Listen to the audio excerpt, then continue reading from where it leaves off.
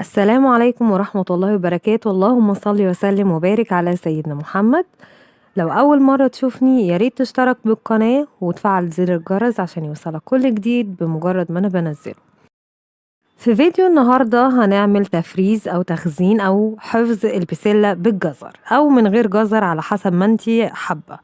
هنعملها بدون أي إضافات ومن غير ما تتحط على النار. طريقة هتكون سهلة وبسيطة إن شاء الله وهتعجبكم وسريعة في نفس الوقت. امبارح عملنا فيديو الفاصوليا، اتمنى ان انتوا تدخلوا تتفرجوا عليها لو محدش اتفرج. في البداية كده هيكون معايا البسلة بتاعتي. هتجيبي طبعا ايه الكمية اللي انتي هتقدري ان انتي تنضفيها. ومعايا جزر، مش حابة ان انتي تعمليها بالجزر يبقى تستغني عنه.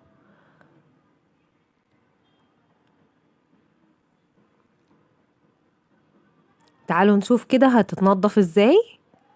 هبتدي ان انا افتحها واخرج الحب بتاعها، واحاول وانا بشتريها اشتري البسلة اللي بتكون مليانة، ما اشتريهاش الفاضية.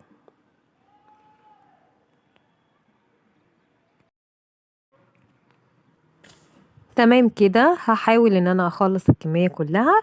معايا الجزر طبعا مغسول ومتقشر القشرة بتاعته، وهقطعه 4 مكعبات كده صغيرة.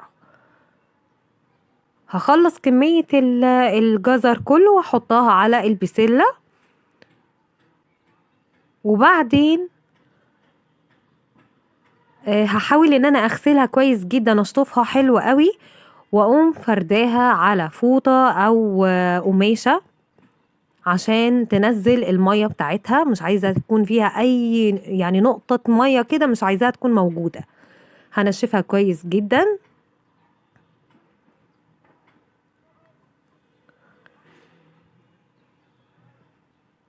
بس كده هي دي طريقتنا بتاعت النهاردة.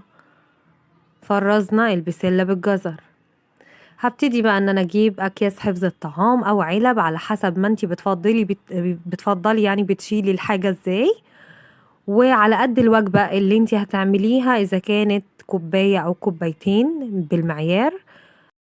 وابتدي ان انا اعبي الكيس بتاعي حفظ الطعام.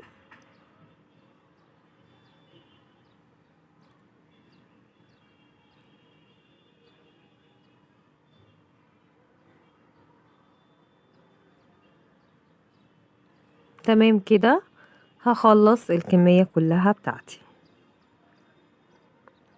عايزة اقول لكم ان الطريقة دي مضمونة جدا، هتخليها محتفظة بلونها الاخضر، وطعمها هيبقى يعني هو طعم المسكر ده مش هيتغير خالص. هتطلع معاكي احلى بسلة.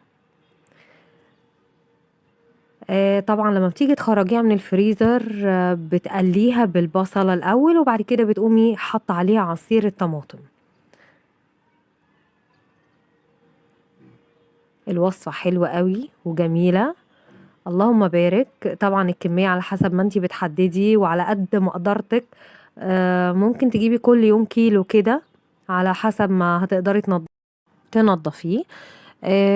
انا خلصت الفيديو النهاردة، اتمنى ان هو يكون افادكم. لو عجبكم الفيديو لايك وشير وسبسكرايب للقناة، والسلام عليكم ورحمة الله وبركاته.